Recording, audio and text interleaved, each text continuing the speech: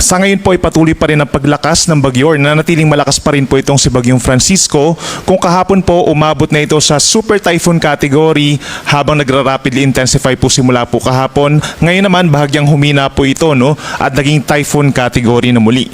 Huli itong namataan kaninang alas 10 ng umaga at 375 kilometers na lamang sa silangan ng Calayan, Cagayan sa Babuyan Group of Islands. Taglay nito ang hangin na 175 kilometers per hour, bahagya nga itong humina from 185 kilometers per hour at may pagbugso pa rin hanggang 215 kilometers per hour. At sa ngayon po ay kumikilos ito pahilagang kanluran sa bilis lamang na 10 kilometers per hour.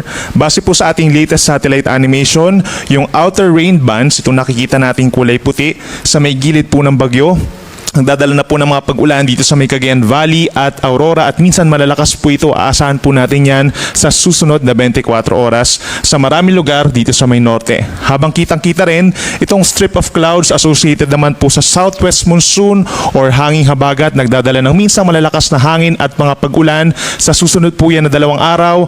Habang nasa loob ng PAR, itong si Bagyong Francisco unti-unting ini-enhance. Samantala, patuloy din po nating minomonitor ang isa pang bagyo sa labas ng Philippine Area of Responsibility dito sa may Pacific Ocean.